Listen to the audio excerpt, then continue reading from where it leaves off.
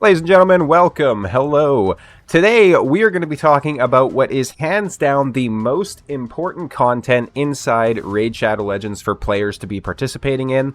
And this is not going to be the usual, make sure to get your clan boss team going, make sure to get Hydra farmed, make sure to do Chimera, push up in the arena. None of that. Those aren't going to be what we're talking about.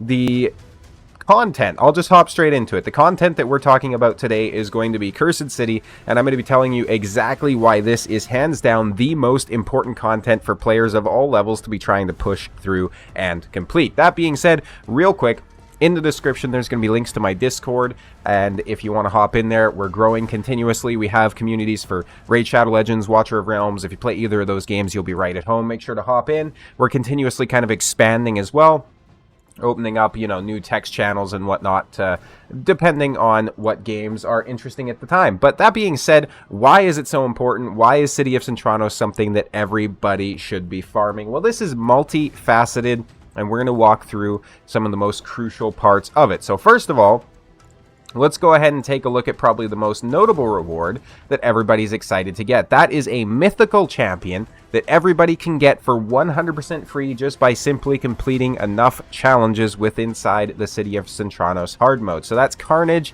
the Anarch, who has some of the highest base attack in the game. I think he actually has the highest base attack in the game on its alternate form, which is 1960. So this guy's absolutely insane.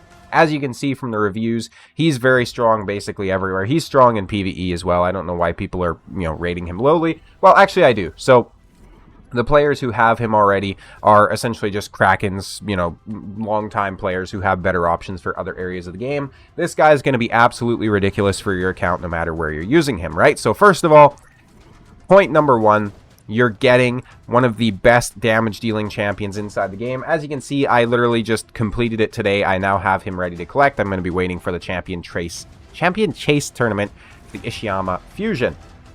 That being said, next up, we're going to be talking about the cursed chests, the cursed chests, right? So from normal difficulty, which most people can do, I would say at this point in the game, especially with all these new free champions coming out and whatnot, these chests that you get, so basically what happens is you complete a full rotation, right? And inside that full rotation, you're going to have enough of these candles to open up a cursed chest. So this, if you want a chest per rotation, essentially what it's going to come down to is you have to clear the entire board each time. So you have to get through all of these stages, even the problematic ones, if you want to be able to get this chest. If you don't, you're going to be missing out on quite a big amount of rewards, and that's really what held me up with getting Carnage. So, for example, for clearing all stages on the map, you get 40 candles, which is like insane, right? That's halfway to a chest already. So on the normal path, on the normal side of Cursed City, if you can do it, you get pretty decent rewards, right? So you can get an XP boost, you don't have to spend your gems on it, you can get energy, you can get these soul coins, which are super good. You can get glyphs. So, for example, if you're very, early on in Faction Wars, you haven't farmed them long, that sort of stuff, right? You can get rare as well as epic books. Now, the way the game is going, we need obscene amounts of challenges, champions for different areas of the game. So epic and rare books are always going to be welcome, right? As well as these soul coins to help potentially get them awakened. Now, where it comes in to a really interesting area is with, first of all, the path rewards for hard mode. So you can see you're getting some very decent rewards. You're getting a mythical skill tome, you're getting a sacred shard, you're getting 10 of these mortal soul stones, as well as a legendary skill tome just for progressing through the initial 500 candles worth of rewards. Along with your mythical, you're also getting like 2,000 energy. There's some good stuff in here, right? 2 5-star chickens, 2 of your 6-star legendary chaos ore, a full medium summon, a full high summon for the soul stones, and that's not to mention some of the other rewards that you can get from this path, and we'll talk about that in a little bit as well. So that you get that just for progressing through it. Now, what's even more important, and this is where it truly starts to get ridiculous, is the rewards that you can get for these chests. So for example, you get these one-time rewards from the chests, right? Now, if I recall correctly, or if I understand correctly, essentially the first time getting the chest, you'll get the Avatar border, Awakening, Awakening, Awakening, Awakening in that order, right? So You're going to essentially have to complete this 6 more times, which, you know, if you take a look at my account, I'm just now halfway there. Not even quite halfway there, right? So it's super important to be completing these rotations to get through this as quick as possible. Once you have these, though, it's insane. So if we take a look at my account real quick, we're going to go ahead and we're going to filter by legendary and mythical, right? And you'll notice I do not have, and I'll expand this actually to show the Master Vault as well as Reserve Vault. You'll notice I do not have a single champion at a 6-star Awakening for Legendary, right? Not a single one. I have a couple of, epics as well as rares at 6 stars, but not a single legendary at 6-star. I have a lot of 5 stars, right? So I have like Sun Wukong and, you know, all that. Mainly ones that we got for free.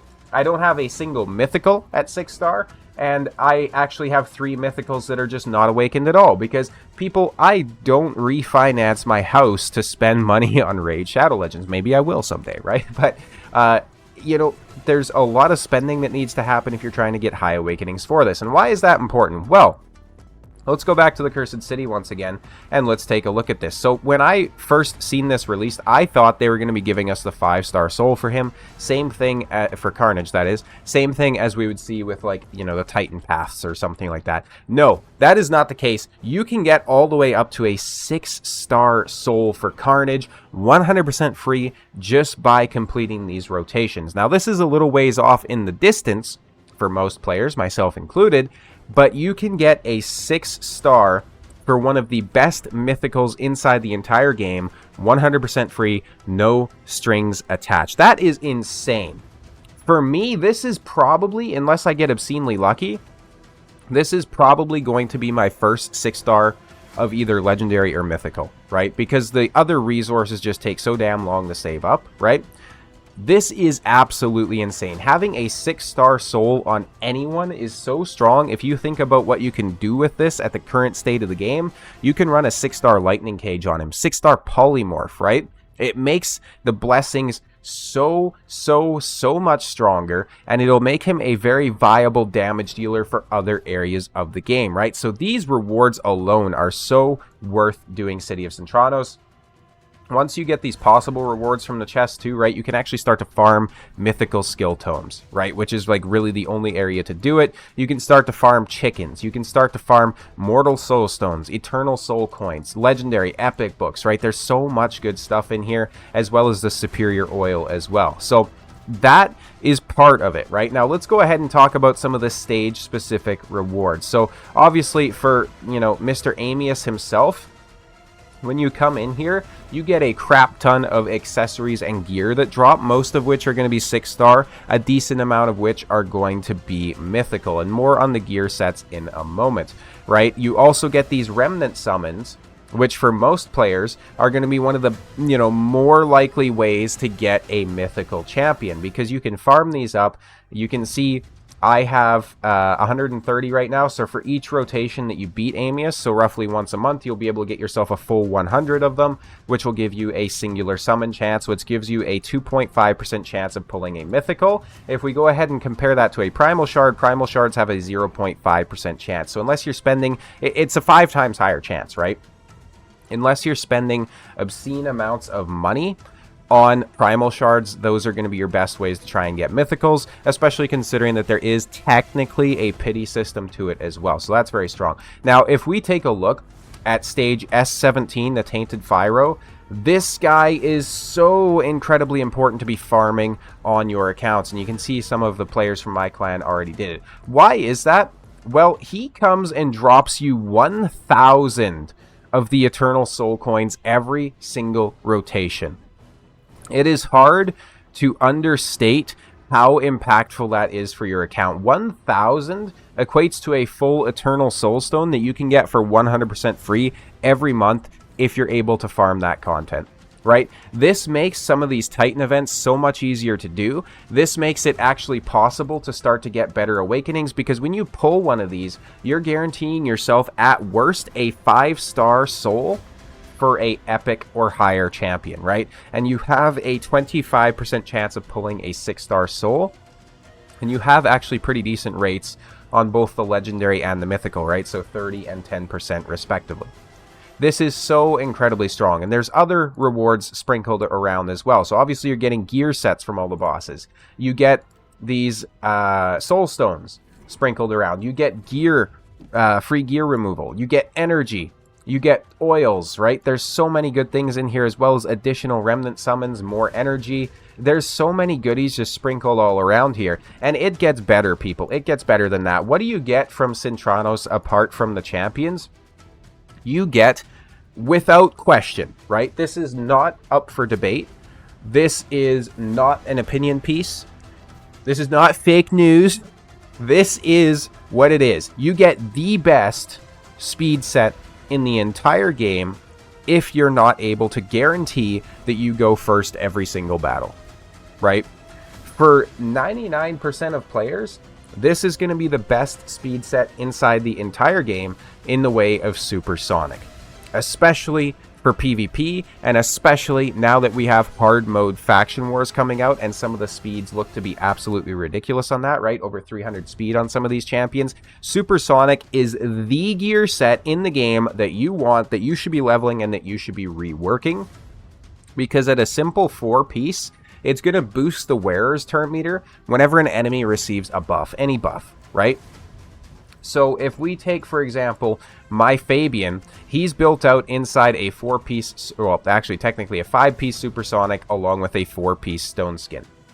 This is so incredibly strong because I can only get my Fabian to 346 speed, but very routinely, he's able to cut in on Siphi's, which in my estimation are going at least 370 plus, because she places all those buffs and just fills his turn meter. Now, if we think about some of the best turn meter boosters inside the entire game, and I don't want to dive into this too much because I have a video coming out on Supersonic at some point in the near future, but if we look at some of, you know, the best turn meter boosters inside the entire game, right, we have somebody like Siphi, who's placing a lot of buffs with it, right? You have somebody like an Arbiter and Eostrid. These champions are all placing buffs with their turn meter boost, which means you're going to get a free turn meter boost and have a chance at cutting in, right? It makes up so much speed.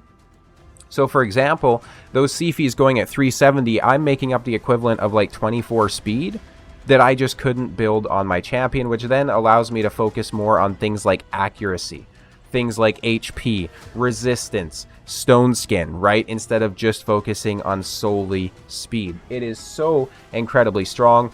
And not only do you get supersonic, you get what is probably the best damage dealing gear set inside the game right now as well, which is Merciless, right? There's not many gear sets that are better than this for DPS heroes or champions inside the game. You get a 35% ignore defense, along with a crap ton of attack, a crap ton of speed, crit damage, as well as, you know, a reflex set built in essentially when you deal damage, plus a relentless set on top. This is an absolutely insane gear set. So you get two of the best gear sets from farming Cursed City, right? You get the best gear set, which is Supersonic for speed champions. And then you also get Merciless, which is debatably the strongest gear set for damage dealing heroes or champions. I've been doing so many Watcher of Realms videos that the terminology is starting to, you know, kind of mold together. But it is absolutely insane how impactful Cursed City is. And my biggest regret is not farming this early enough and not farming this hard enough, right? So I would get to certain stages like this where it's like, you know, I have some trouble with it and I'd be like, oh, well, you know, guess I'll progress more next rotation, because I didn't realize how incredibly strong some of these rewards are going to be, right? Getting through here and beating these boss stages is probably going to be one of the biggest account boosters that you can do, minus swiping your credit card, right? Because you're going to be able to get good soul summons from it, good gear from it.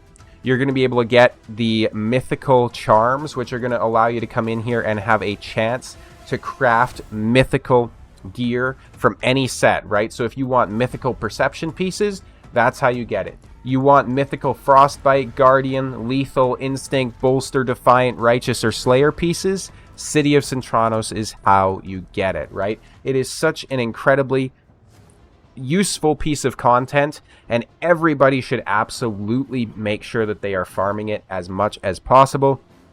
Get through all the stages you possibly can.